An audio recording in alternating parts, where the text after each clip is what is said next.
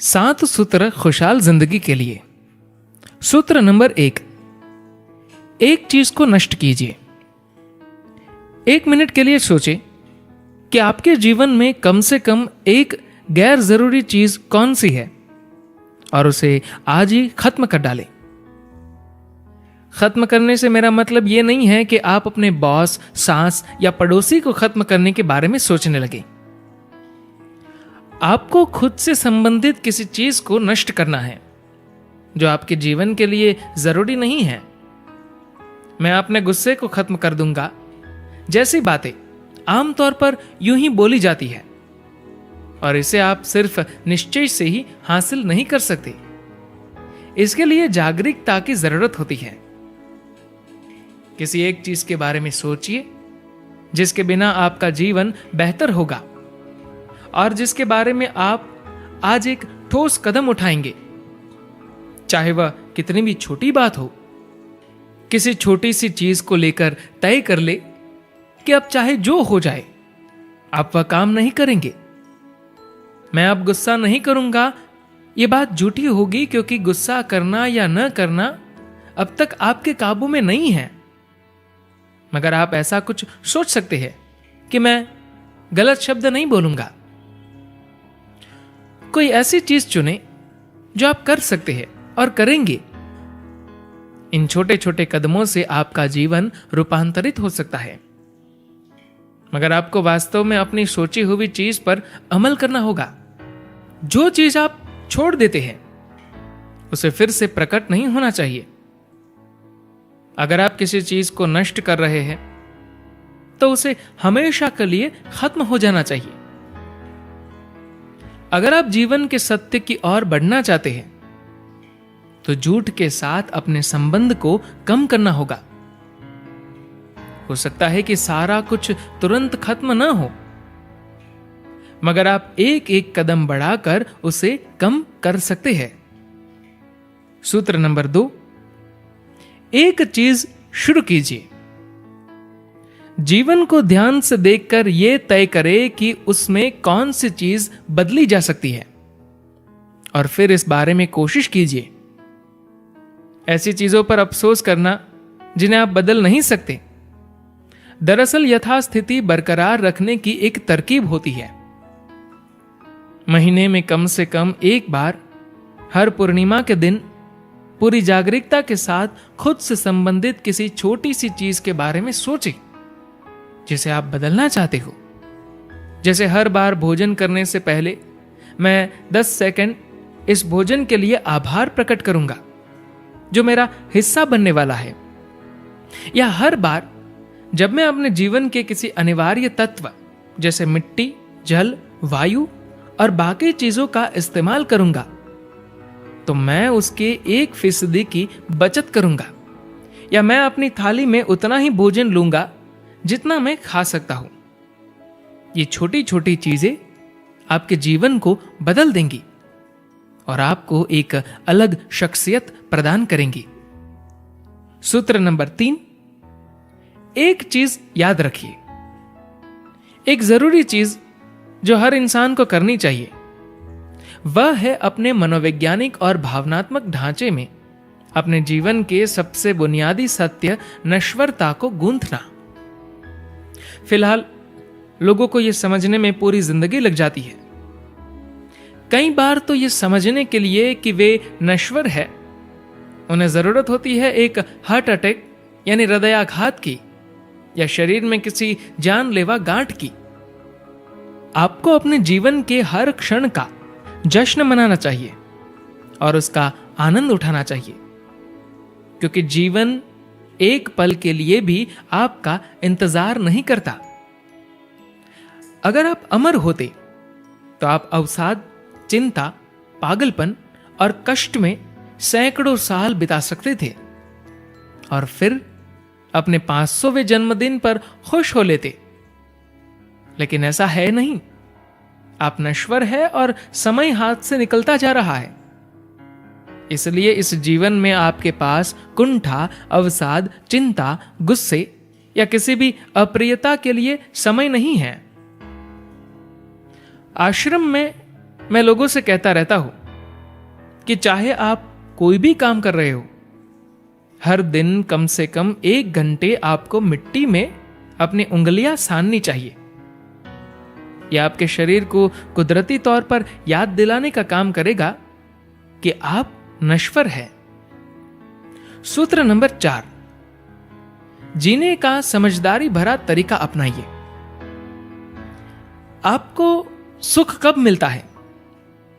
जब आप अपने भीतर प्रेम से भरे होते हैं तब, या जब क्रोध, द्वेष और ईर्ष्या से भरे होते हैं तब। अपने आप को किस तरीके से रखना बुद्धिमानी भरा है, प्रेम पूर्ण ही न। मेरा कहना का मतलब सिर्फ यह है कि कृपया अपने जीवन बुद्धिमानी से बिताइए। यह किसी और की भलाई के लिए नहीं है, यह आपके सुख के लिए है। प्रेम से भरी दुनिया बनाकर आप किसी और का कल्याण नहीं कर रहे हैं। जीने का यही बुद्धिमानी भरा तरीका है। अपनी दुनिया को प्रेम पूर्ण बनाने के लिए आपको कुछ ज्यादा या कम नहीं करना है, बल्कि अपने जीवन में आप जो कुछ भी करते हैं उन्हीं छोटी बड़ी गतिविधियों से आप एक प्रेम पूर्ण दुनिया बना सकते हैं। आप जो चाहते हैं उस पर अगर आप लगातार ध्यान केंद्रित करके अपना जीवन जिए तो निश्चित रूप से वह आपके आसपास घटित होगा। सूत्र नंबर 5, खुशियां गिरवी न रखें। ज्यादातर लोगों ने अपने जीवन की खुशी, शांति और प्रेम बाहरी हालातों के पास गिरवी रख दी है। जब स्टॉक मार्केट ऊपर जाता है तो आप खुश होते हैं, पर नीचे आता है तो आप दुखी होते हैं। मगर जीवन की गुणवत्ता इससे तय नहीं होती कि आपके पास क्या है। दुनिया में खुशी से जीने की हमारी क्षमता हमारे घर के आकार या जो कार हम चलाते हैं उस पर निर्भर नहीं है। ये चीजें आपके जीवन को आरामदेह और सुविधाजनक बनाती है, मगर आपके जीवन का असली गुण तो इससे तय होता है कि आप अपने भीतर कैसे हैं। खुशी और शांति के साथ जीवन जीना आपके लिए कोई नई बात नहीं है। जब आप छोटे थे तो आप ऐसे ही थे, इसलिए मैं आपको कहीं आगे ले जाने की बात नहीं कर रहा हूं। मैं बस आपके जीवन के शुरुआती बिंदु से शुरू करने की बात कर रहा हूं। सूत्र नंबर 6, विनम्रता बुद्धिमानी है। एक मूर्ख और एक बुद्धिमान इंसान में यही अंतर है कि बुद्धिमान व्यक्ति जानता है कि वह कितना मूर्ख है, मगर मूर्ख ये नहीं जानता। अपनी मूर्खता को पहचानना बहुत बड़ी बुद्धिमानी है। इस अस्तित्व की किसी भी चीज को, चाहे वह पेड़ हो, घास की एक पत्ती हो, धूल का एक कण हो, एक परमाणु हो, क्या आप इनमें से किसी भी चीज को पूरी तरह जानते हैं? नहीं जानते हैं। जब आपकी बुद्धिमानी और बोध का स्तर यह है तो दुनिया में आपको कैसे चलना चाहिए? आराम से, थोड़ी विनम्रता और अपने आसपास की हर चीज के प्रति सम्मान और प्रेम की भावना के साथ। अगर प्रेम नहीं तो कम से कम आश्चर्य की भावना होनी चाहिए, क्योंकि आप इस दुनिया की किसी भी चीज को नहीं समझते। अगर आप सिर्फ इस तरह चलना सीख ले तो आप आध्यात्मिक प्रक्रिया से बचे नहीं रह सकते। आपको किसी सीख या प्रवचन की जरूरत नहीं होगी। आध्यात्मिक प्रक्रिया आपके साथ वैसे भी घटित होंगी। यही वजह है कि पूरब की संस्कृतियों में हमेशा आपको हर चीज के सामने सिर झुकाना सिखाया जाता है, चाहे वह कोई चट्टान हो, पशु हो या इंसान हो।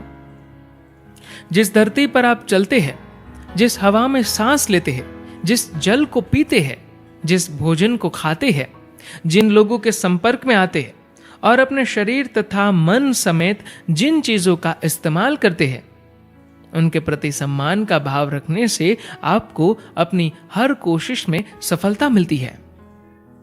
सूत्र नंबर 7, जैसे को तैसा देखिए। जिसे आप अपने भीतर की दुनिया कहते हैं वह सिर्फ आपके आसपास की दुनिया का प्रतिबिंब होना चाहिए। हालांकि यह सोच पूरी तरह से उन नैतिक सिद्धांतों के खिलाफ है जो कहते हैं कि बाहरी और भीतरी दुनिया का एक दूसरे से संपर्क नहीं होना चाहिए, वरना आप अपने आसपास की चीजों से तुरंत प्रभावित होकर भ्रष्ट हो जाएंगे। यह सच नहीं है। आप अपने आसपास की चीजों से तभी भ्रष्ट होते हैं जब आप हर चीज के बारे में अपनी राय बना लेते हैं। आप एक चीज को अच्छा मानते हैं और दूसरे को खराब। जिसे आप अच्छा मानते हैं उससे आप जुड़ जाते हैं, जबकि जिसे आप खराब मानते हैं उससे तुरंत छुटकारा पाना चाहते हैं। और फिर ये चीजें आपको भीतर से संचालित करने लगती है। ये तरीका ठीक नहीं है। आपको अपने भीतर से इस तरह होना चाहिए कि जो चीज जैसी है आप उसे उसी रूप में देख पाए। अगर आप किसी चीज को जैसी वह है उससे अलग होकर देखते हैं तो इसका मतलब है कि आप अपनी राय और पूर्वाग्रहों से दुनिया में मिलावट करने की कोशिश कर रहे हैं। सृष्टा ने सृष्टि की रचना इस तरह की है कि उसे उसी तौर पर देखा जाए जैसी वह वाकई है। इसे वैसा बनाने की कोशिश मत कीजिए जैसा आप इसे देखना चाहते हैं। यह एक अभद्रता है, फुहड़ता है, जिसे मानव जाति लगातार सृष्टा की रचना के साथ करती आ रही है। यह सृष्टि अपने आप में इतनी शानदार रचना है कि इसमें आपके करने के लिए बचा ही क्या है। अगर आप कुछ कर सकते हैं तो बस इसे अपने भीतर आत्मसात करने की कोशिश कीजिए। हालांकि वह भी आसान नहीं है, क्योंकि यह सृष्टि असाधारण रूप से बहुस्तरीय है। यहां एक के भीतर एक बहुत सारी असाधारण घटनाएं भी घटित हो रही है, जो सब एक साथ एक ही जगह और एक ही वक्त पर हो रही है। हर चीज जिसे आप अतीत या भविष्य समझते हैं वह सब यहीं पर है। अगर आप हर चीज को उस तरह देखेंगे जैसी वह वाकई है, अगर ये पूरी सृष्टि आपके भीतर प्रतिबिंबित होने लगेंगी, अगर आप अपने भीतर इस सृष्टि को उसी रूप में समा सके जैसे ये है, तो आप सृष्टि के स्रोत ही बन जाएंगे। भीतर और बाहर से इंसान को ऐसा ही होना चाहिए। धन्यवाद।